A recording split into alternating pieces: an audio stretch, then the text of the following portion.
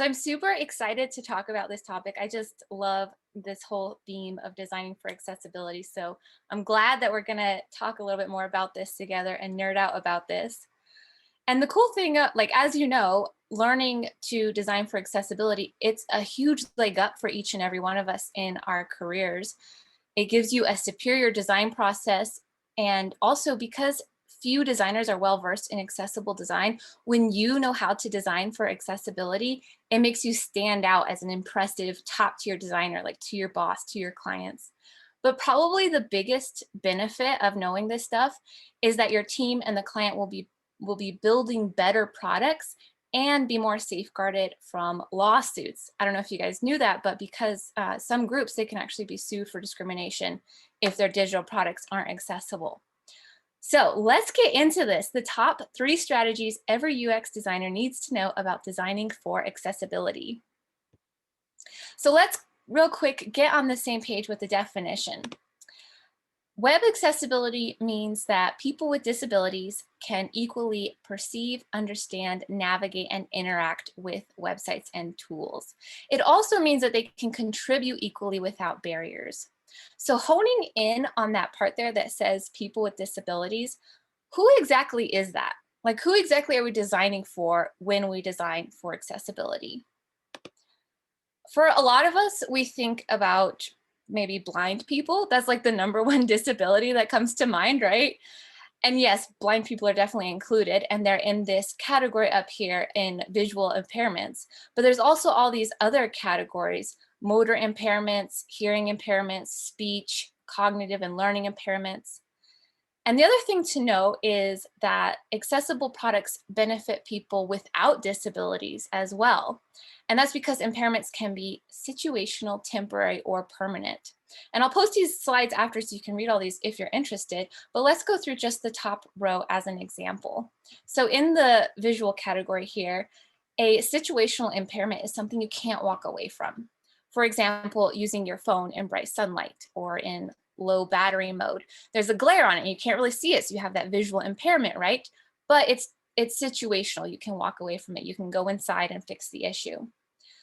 A temporary disability is something that you have to wait out. So for example, you scratch your glasses.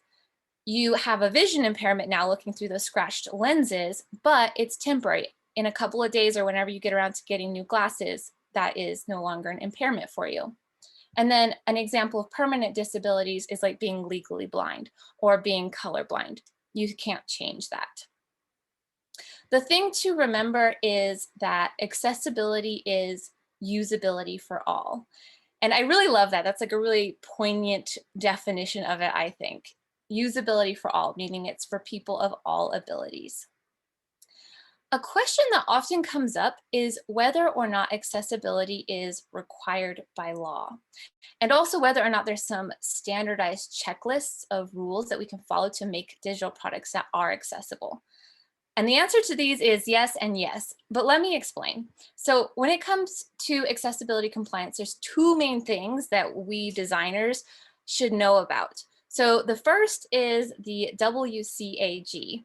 Well, that's the Web Content Accessibility Guidelines. So they're or some people like to call them WCAG, and it's the official set of guidelines for all countries worldwide to look at to make their web content more accessible, primarily for people with disabilities. And these guidelines are published by the World Wide Web Consortium, and that group is the main international standards organization for the internet. So the WCAG, that's the golden set of guidelines for us designers to follow. Or for us digital product creators to follow. That's like the list. And anyone who knows anything about accessibility is going to know about WCAG most of the time because that's the list they're following. The second thing that we designers should know about is our country's laws that allow it to enforce digital accessibility. So for us here in the United States, those laws are Section 508 and the Americans with Disabilities Act. Section 508, that's the section of the federal law that mandates certain electronic content be accessible. So websites, apps, PDF, and it mandates that they conform to WCAG 2.0. And this applies to government agencies, plus organizations in receipt of government funding. So that could be a lot of things, right? Libraries, schools, some higher ed, and certainly government contractors. So anything touched by government money. So if we're working on a project that's for a group associated with government or receives government funding, we're going to be legally mandated to follow Section 508 and make it accessible and make it comply with WCAG. And that's how a lot of countries do their laws. The law says, make it accessible, but then they point or reference to the WCAG as the list for people to follow to actually achieve accessibility compliance. So a lot of countries do that. Okay, so that's for like government stuff. Now non-government stuff, the law that most often applies in that case is the ADA. So Title III of the ADA mandates that places of public accommodation need to be accessible to those with disabilities. The verbiage in the ADA is not totally explicit about what public accommodations includes, but many companies have gone to court because their websites weren't accessible. And in court, it has been ruled that public accommodation most often includes publicly accessible websites and other digital products. Long story short, if our project isn't caught in the net of Section 508, then it will likely be caught in the net of ADA. So that's why I say that accessibility is the law. But really, we want to make our digital products accessible simply because it's the right thing to do. And accessibility becomes easy when we make it part of our standard default UX process. All right, that was the quick and dirty Accessibility 101. Now let's get into the good stuff. Let's get into strategy number 1, and that is color contrast. So starting with a quick definition, color contrast is a ratio of contrast between two things. To be accessible, there should be adequate contrast between the color of a piece of information in the foreground and the color of its background. Now, you might be thinking, Liz, color contrast is so elementary. Everyone who even knows a little about accessibility knows about color contrast. Well, let's play a little game and see with an example here and see if we find any surprises. So take a look at this mock-up. In regards to being color contrast compliant, does it pass or fail? So give me a thumbs up or a thumbs down to the camera. So thumbs up meaning all the essential stuff looks to have adequate contrast. Thumbs down means there's not enough contrast. What do you guys think? I'm seeing a lot of thumbs down. All right, cool. Okay, so I'm not going to give you the answer quite yet. We're going to come back to this in a minute though. But first, let's learn how to achieve strategy number 1. So there's 3 steps. And step number 1, we're going to mentally put our interface elements into 2 categories. So the first is information-bearing elements, and the second is decorative and disabled elements. So we're not like physically moving our UI elements into 2 categories. You just kind of look at your page and decide, okay, that's information-bearing, that's decorative, that's information-bearing. So in the information-bearing category, that includes text, including images of text as well, plus their various states, hovered, focused, selected, as well as standalone icons. So standalone icon meaning the icon doesn't have a text label next to it. The weight of conveying that information is on that icon to do all on its own. And then decorative and disabled, that includes disabled buttons, checkboxes, sliders, radio buttons, plus decorative things like a background pattern, an artistic border, things that like if you couldn't see them, it's not a really big deal. You're not losing out on any information. Also in this category are photographs and logos. Now, both of those do convey meaning, but like for photographs, no one could expect a designer to change the contrast between like, if it's a photo of a dog in front of a sky, you can't change the contrast between the dog and the sky. So that's why it falls into this category. Plus we have alt text to convey the informational part. And then logos, it's in this category because like, say you're doing a website for Coca-Cola. You're not going to change the Coca-Cola red to be darker or lighter to pass color contrast. That would be like against their brand standards and go against their whole color palette, right? So you don't really want to mess with people's branding. So that's why that's in this category as well. All right, so once you figured out which of the 2 categories all your UI elements fall into, Then we move on to step number 2, which is to then meet or exceed the minimum contrast ratios for each category. So since not everyone has 20/20 vision or giant retina monitors, we make all of our information bearing elements have a contrast ratio of at least 4.5:1. So these are minimums. So what I did to remember this when I first started is I put a sticky note on my monitor that said 4.5:1.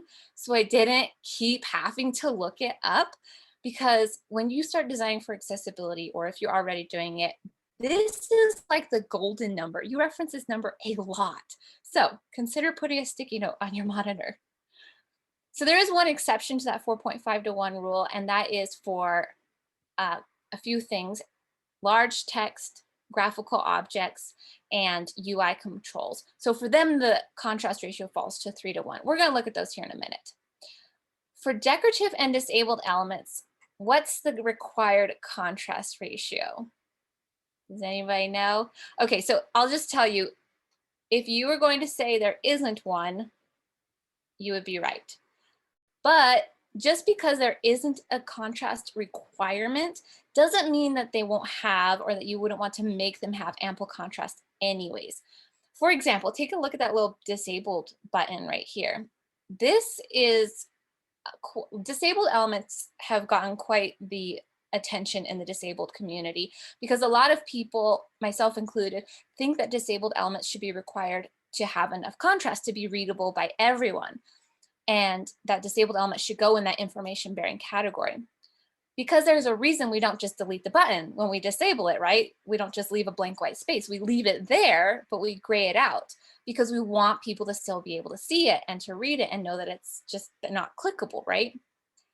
But really, all it takes is a tiny bit more of our creativity to make it contrast compliant and still disabled looking. Like this example here, this one is contrast compliant, but it still looks disabled. So it can be done. All right, let's talk about those exceptions down here. So I'm going to squeeze those exceptions onto this slide right here so we can see everything together.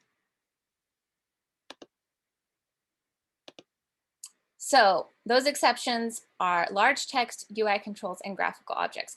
And now if you want to, you can screenshot this slide, because this is your quick reference guide to color contrast.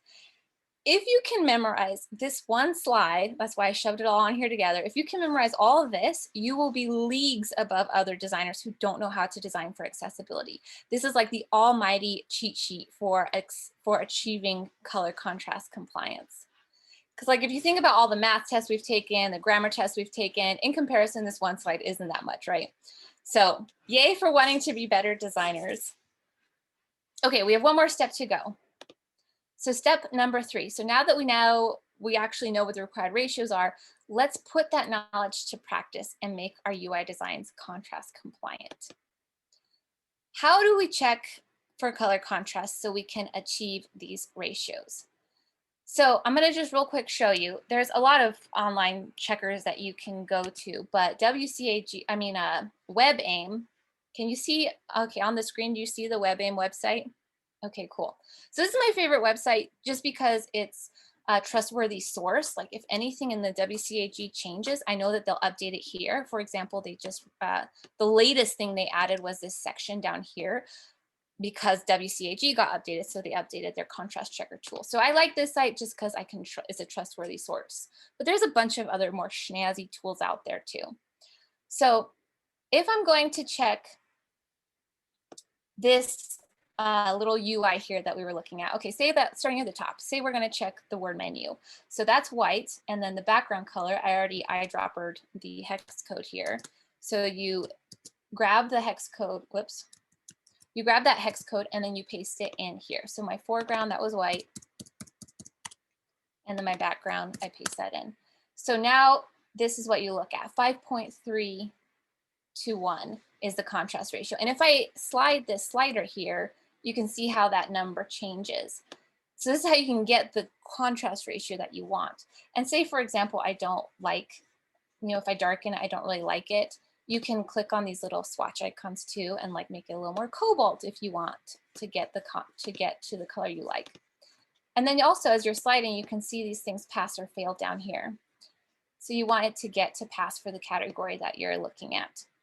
The difference between AA and AAA is that AAA is more stringent. So sometimes you might have a contract, specifically like government contracts or certain things that are required to be super accessible, like for sure accessible. So WCAG has the AAA for instances like that.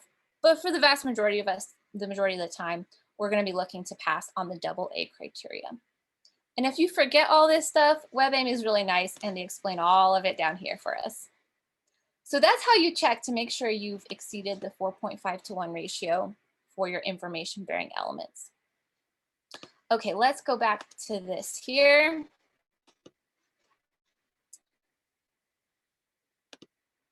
And also remember, we want to be checking for color contrast as we're designing. We don't want to do it afterwards.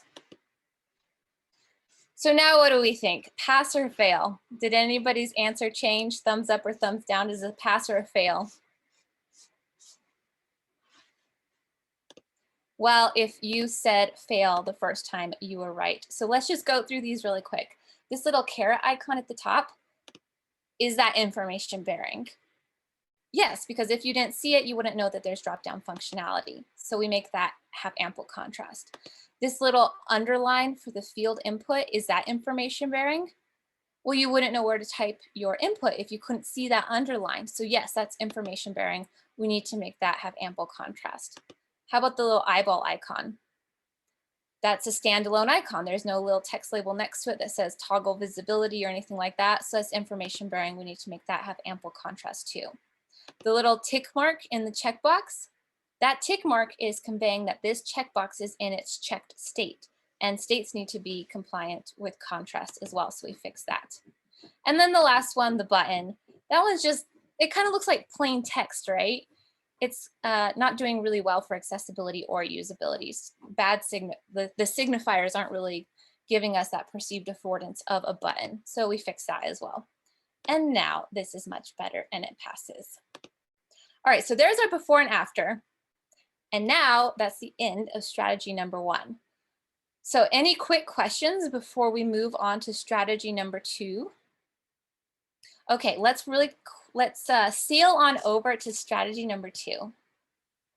So number 2, this is color independence. So starting with a simple definition. For an interface to be accessible, color should not be used as the only visual means of conveying information, indicating an action, prompting a response, or distinguishing a visual element. So to say that more simply, we can't depend on color to communicate information, like red to communicate that something's offline, or green to communicate that something is online. If we rely on color alone, that's called color dependency, where users are dependent on being able to see a color to understand something. And we want to be color independent. So not dependent, but independent. It's also important to note that this should not discourage color coding. So still use color, just not as the sole means of visually conveying something meaningful. I have a little story for you. So my sister got engaged right before the pandemic, and as her maid of honor, it was my job to plan the bachelorette party, which I then turned around and canceled everything because COVID hit. But before that, I was on this website and I was checking out various show tickets like Cirque du Soleil and stuff like that. And I noticed a terrible color dependence issue. Can you see it? So I'll point it out to you. So this website is showing that blue means VIP seating.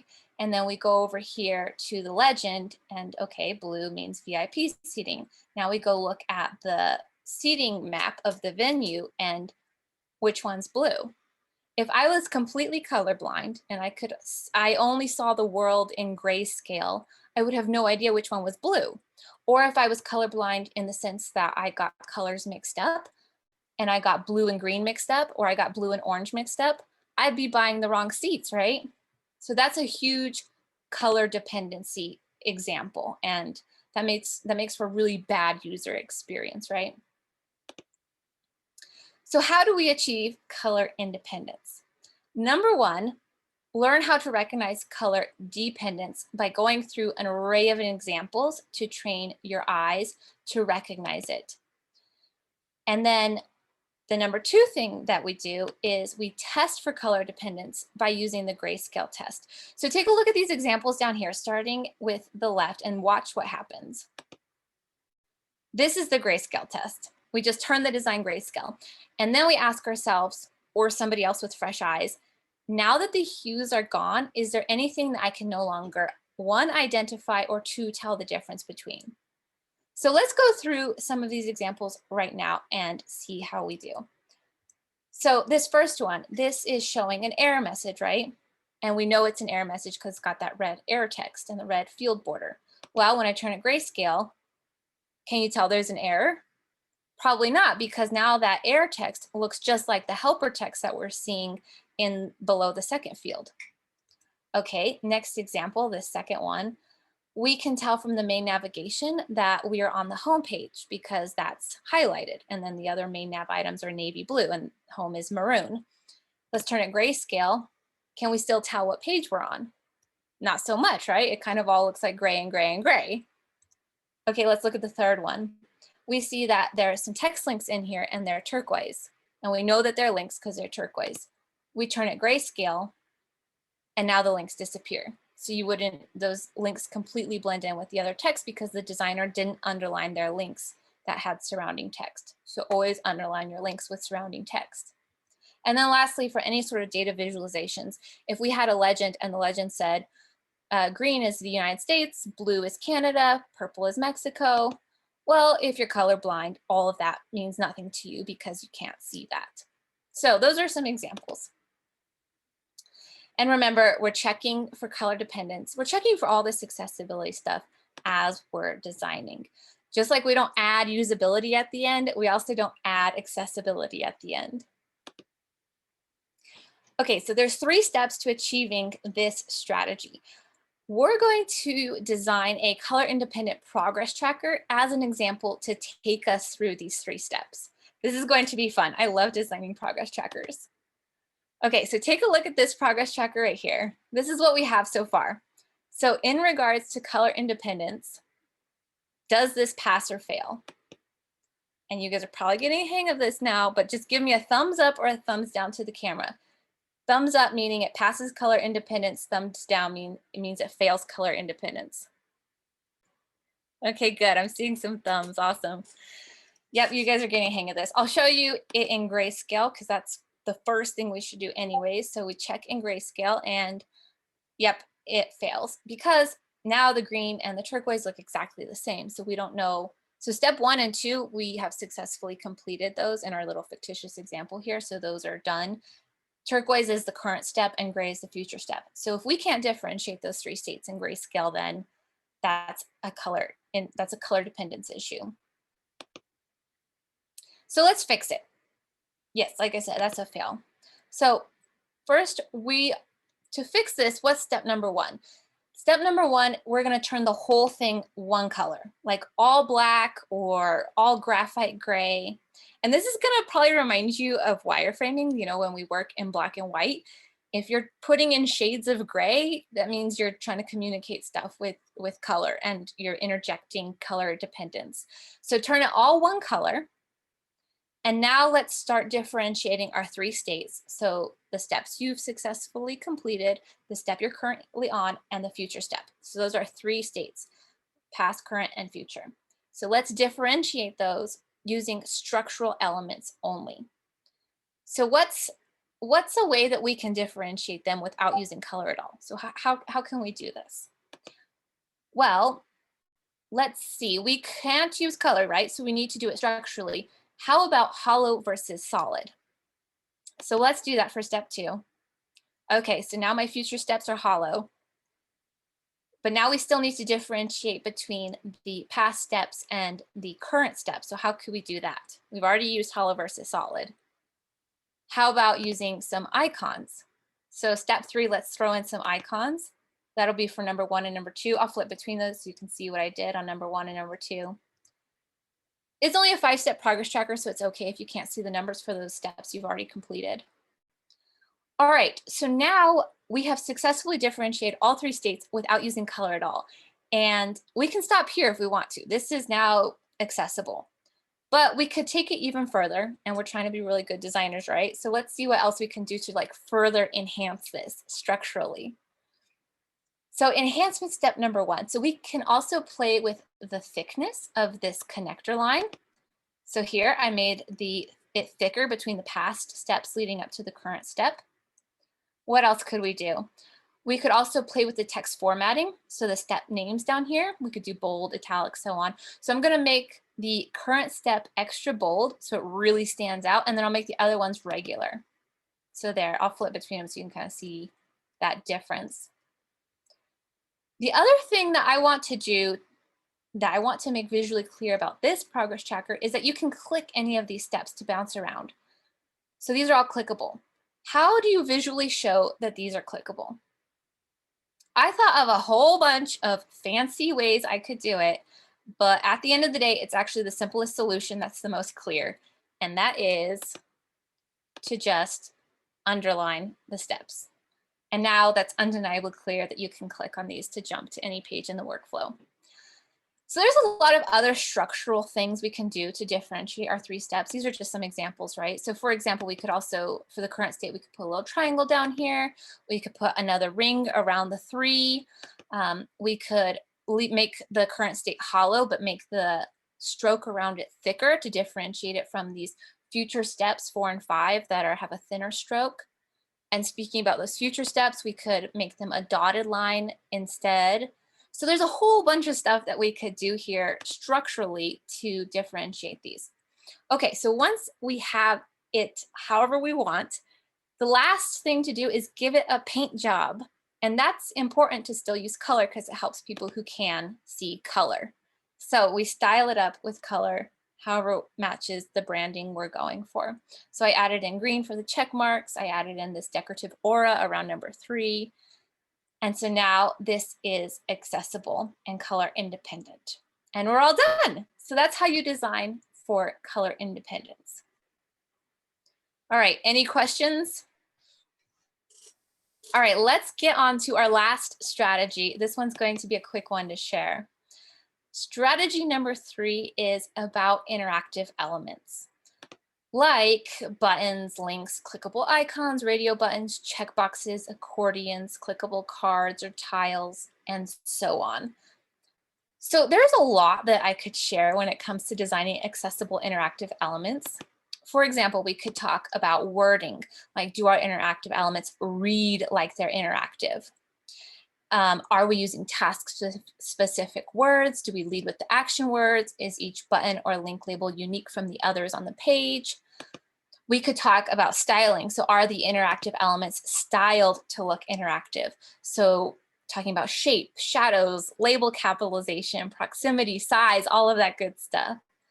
And then there's also interactivity. So do our interactive elements respond like they're interactive? So that's talking about interactive states like hovered, focused, selected, toggled, active, all of that. So a lot of these sound like just good usability, don't they? Well, like I said, accessibility is usability for all. And when you have a disability, temporary, situational, or permanent, all usability issues are exacerbated. So to have an accessible website is to also have top-notch usability. Out of all of these aspects to design for, when designing accessible interactive elements, I picked just one thing to share with you guys. And this one thing is in regards to wording. So let's take a look. When I was first learning about advanced accessibility, this is one of the design problems that was the most difficult for me to find an accessible solution for. And of course, after I did figure out a solution, it seemed obvious, but man, I really had to work for it. So I hope that my blood, sweat, and tears saves you some blood, sweat, and tears. But let me pose the design problem to you. And maybe you already know the answer to it, who knows? All right, in regards to link wording, do you see any accessibility or usability issues with the links in this little mock-up? So take a minute and just think about it to yourself. What could it be? What's wrong with these links?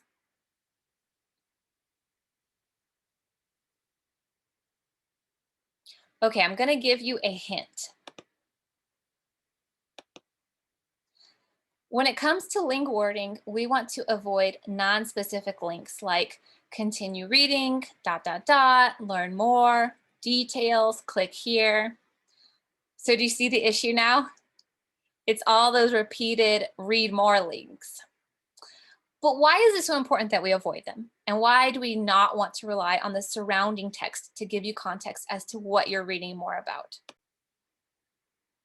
Well, it's for three main reasons. Let my PowerPoint catch up here. So for three reasons. Non-specific links, they decrease the accessibility, they also decrease the overall usability, and they negatively impact the search engine performance, so how findable the content is. Let's talk about the accessibility aspect.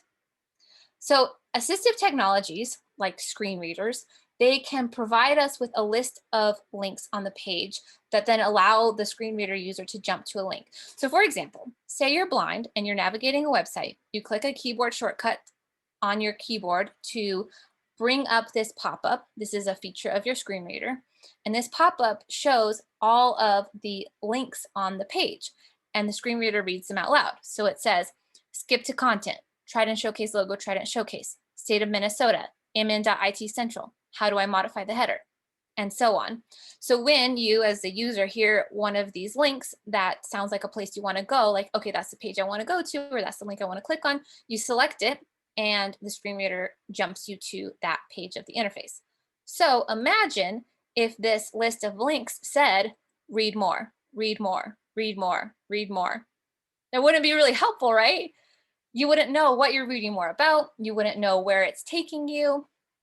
So that's why it's a problem for accessibility. And it's bad for usability because people who visually scan a page, usability studies have shown that we often, when we're skimming a page, we're reading just the links, just the clickable stuff.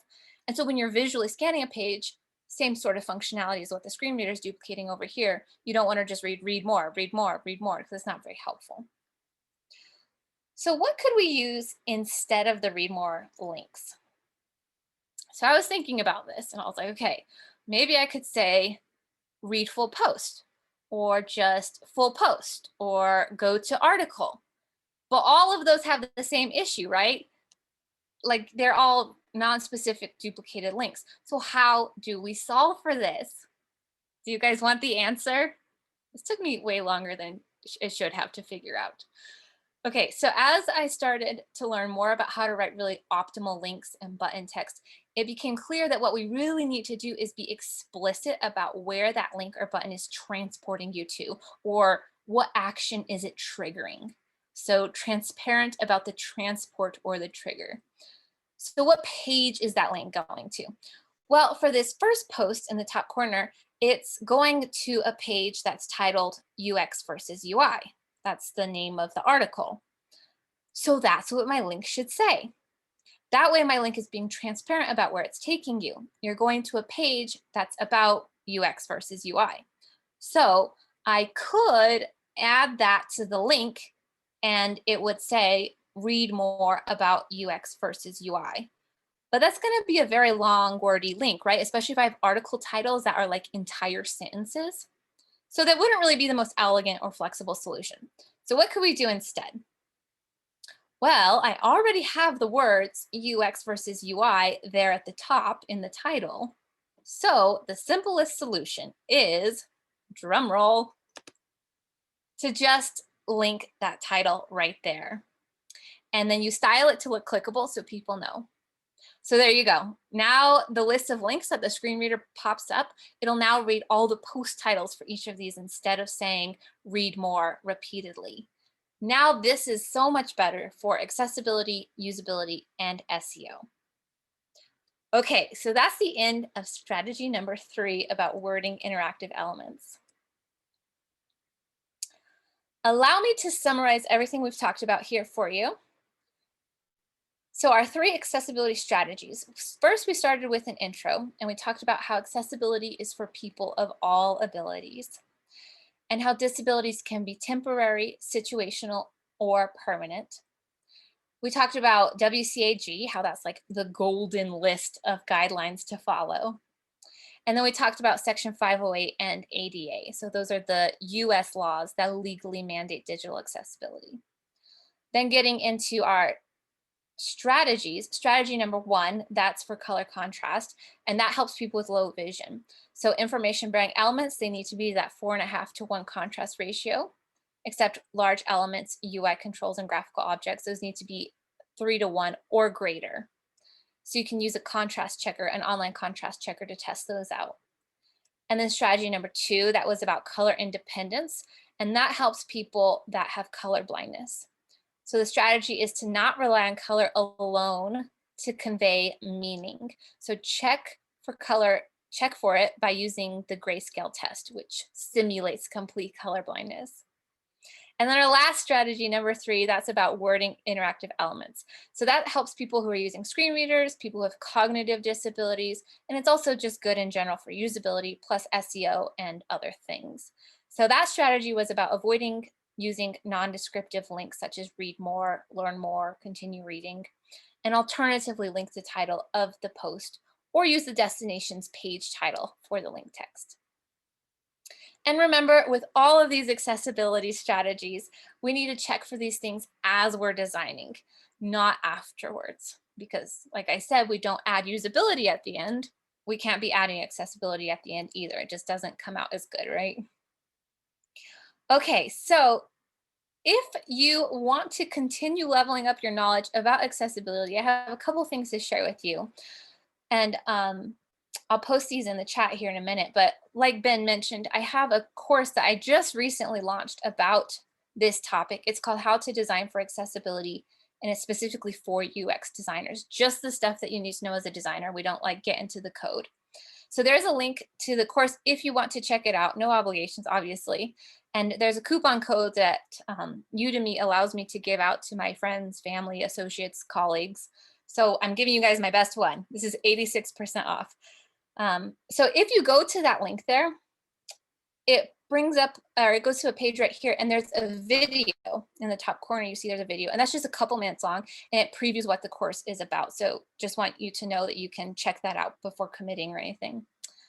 Something cool is that after completing this course, you'll get a really nice certificate, and then you can go post that to your LinkedIn, like in your feed or on your profile. And it's fun because it's like your professional bragging rights to show that you're trained as an accessible designer. So I love that. I've seen people do it. I'm like, oh, I want to do that with all my Udemy courses too. So I launched this just like a month and a half ago, and I've been so humbled and grateful that it's already become a bestseller on Udemy. That's like blown my mind. And I hope I don't jinx myself by sharing this, but so far it's been getting 5 stars, 4.5 stars. So it really makes all this work I put into it feel worth it. It took me, okay, this is a secret, you guys. It took me like 10 months to make this. It's insane how long this stuff takes. So definitely take advantage of that coupon code if you're interested in becoming proficient in accessible design. The other thing, these slides that we looked at today, if you want to reference them later, I put them on SlideShare. There's the link. Again, I'll post these links in the chat here in a minute so you can pull them up in a new tab to look at after the call if you're interested. And then finally, the recording that Ben is doing, he'll put it on the Discord. And if you're not on the Discord, just message Ben on meetup.com and he'll add you. All right, so with that, are there any questions?